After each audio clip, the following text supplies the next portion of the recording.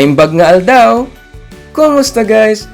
Welcome back to my YouTube channel. Ako ang inyong kusinerong arkitekto. Hindi tayo gagawa ng bahay dito guys. Ito ay cooking channel. Maiklo na kayo siguro guys kung anong lulutuin natin. Ito ay Ilocano dish since nag-Ilocano tayo kanina. Today, tuturuan ko kayo magluto ng authentic Ilocano pinakbet or one-pot Ilocano pinakbet. Tara na, magluto na tayo!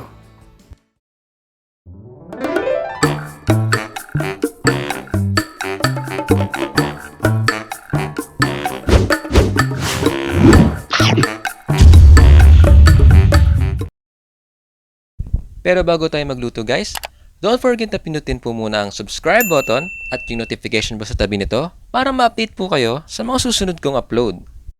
Eto na guys yung ating mga ingredients. Una, 3 tablespoons canola oil or any cooking oil of your choice, 4 cloves garlic or bawang, minced, 1 thumb size ginger or luya, sliced, 4 tablespoons bagoong isda. Sa authentic na pinakbet, bagoong isda po talaga ang ginagamit ng mga Ilocano at hindi po yung bagoong alamang. Yun yung kulay pink na bagoong sa palengke. Salt and seasonings to taste. 1 cup lasuna or Ilocano shallots. 1 and 1/2 cups tomatoes or kamatis, sliced.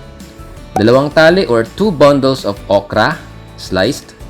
1 tali or 1 bundle of string beans or sitaw. 1 and 1/2 cups himbabao or alokon. Hindi ako sure guys kung familiar kayo sa gulay na to, pero madalas itong ingredient sa mga Ilocano dish ng dad ko. Nung bata pa kami guys, ang tawag namin dito ay bulate. Tapos kapag tinanong kami ng dad ko, anong gusto nyong ulam? Sabihin namin magkakapatid, yung bulate po. Masustansya itong gulay na ito guys. Meron itong vitamin A, may calcium, phosphorus, iron at marami pang iba. Next, siling duwag. Ito yung siling haba na walang kaanghang-anghang. Kaya siya duwag. Duwag ka, duwag!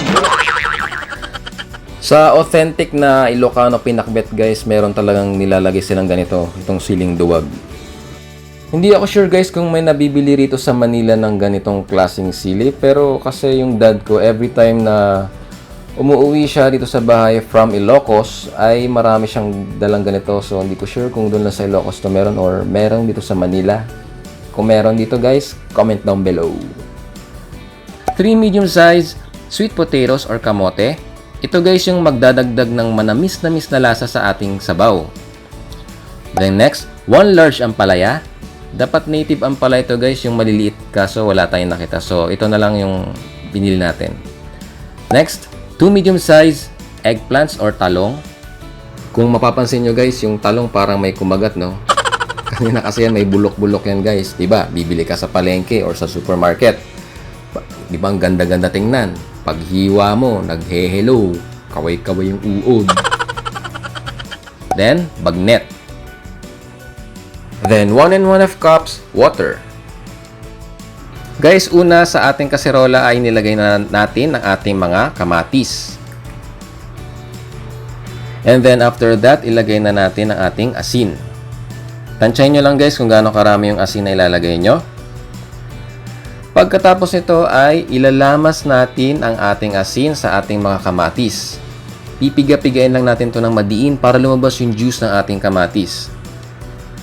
Guys, itong recipe na ito ay kung paano magluto ang Ilocano dad ko at kung paano ko ito natutunan sa kanya. Bale, ito ay one-pot recipe.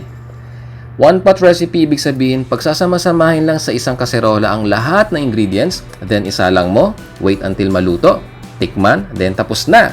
Ganon kadali ang recipe na ito. Maganda sana to guys sa palayok, pero una, wala tayong palayok. Pangalawa, ay wala pa yatang palayok na pwede sa induction cooker. Balitaan ko guys kung meron na. Ayan, lamasin lang natin to.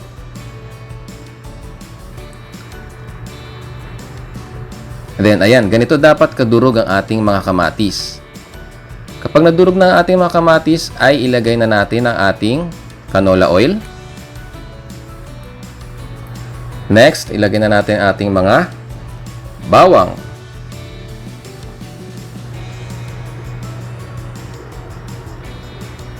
Ay, teka, simutin natin yan. Sayang yan. Next, ilagay na natin ang ating luya. Naglalagay ang mga Ilocano guys ng luya sa kanilang pinakbet. Ilagay na rin natin ang ating mga lasuna. Ito yung Ilocano shallots. I-next na natin ang ating bagoong isda. Tansyahin nyo lang kung gaano karami, yung depende po sa panlasa nyo. Pero dito, 4 tablespoons. Maglagay na rin tayo ng ating seasonings. Hindi na natin sasabihin kung ano ito kasi hindi po sponsored. Pero Maggi, beke naman. Sinabi pa rin. Ayan. I-mix na natin to. At pagkatapos yan, ilagay na natin ang ating mga hiniwang bagnet. Galing kasi guys sa Ilocos ang dad ko, kaya may bagnet tayo today. Pagkatapos yan, ilagay na natin ang ating tubig. Kasi pag di tayo naglagay ng tubig, tuyot tong pinakbet natin guys, walang sabaw. Kaunti lang, 1 1/2 cups.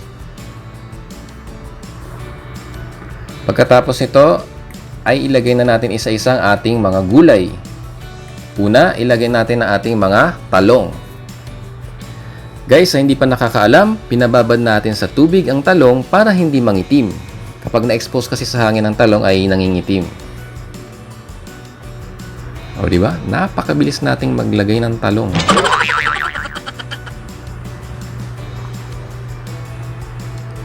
After nating ilagay ang ating mga talong, ay ilagay na natin ang ating mga kamote.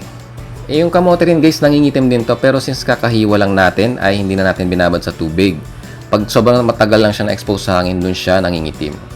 Ito rin pala guys ay magpapatamis ng ating, parang manamis-namis ang ating sabaw later.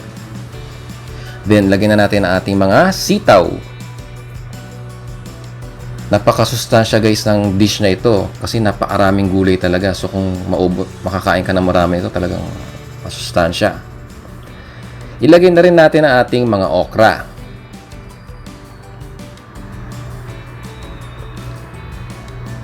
Pagkatapos yan, ilagay na rin natin ang ating mga himbabao or alokon.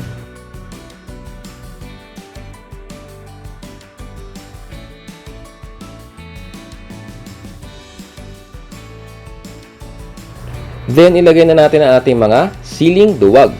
Nabanggit ko kanina guys na wala itong anghang. So, kahit gaano karami ilagay, walang anghang. And then, after that, ilagay na natin ang ating mga ampalaya.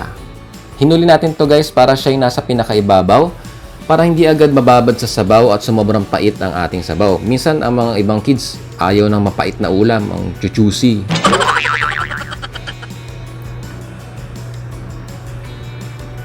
Ayan, takpan na natin to at isa lang na natin. Pakuluan natin in medium to high heat for about 8 minutes. Ayan, kumukulo na. Ang bilis, no? Kumukulo na. After 8 minutes, ayan, isi-shake natin to. Yung klase ng pag-shake, yung tipong yung ampalaya natin ay mapupunta na sa ilalim. Ayan. Ilalagay natin siya sa ilalim para sumama naman yung sustansya niya sa sabaw. Ayan, shake, shake, shake.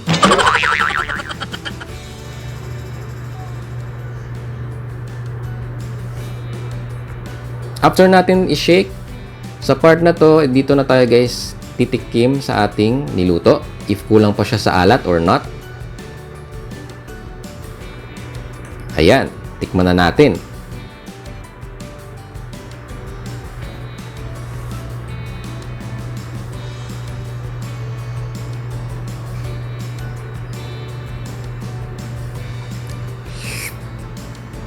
Wow!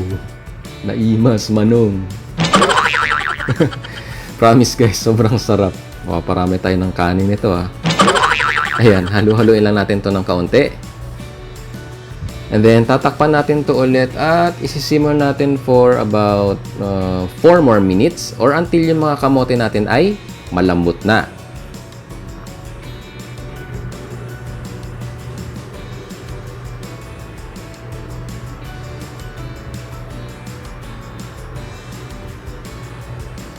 Ayan guys, luto na to. Luto ng ating pinakbet. Ang bango-bango guys. Ang sarap. Ayan, isa-serve na natin. Yay!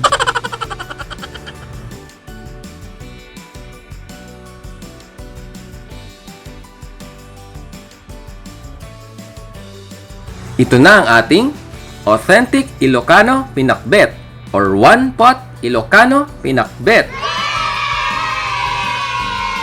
Kung nagustuhan nyo ang recipe video na ito, please give it a thumbs up. Gusto mo ng magic? Click mo yung gray like button sa baba ng video.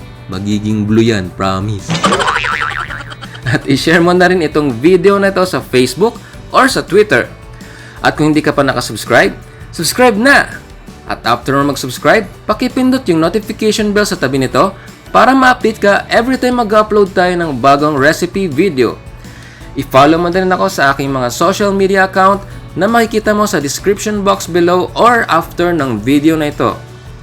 Thank you for watching and see you on my next video.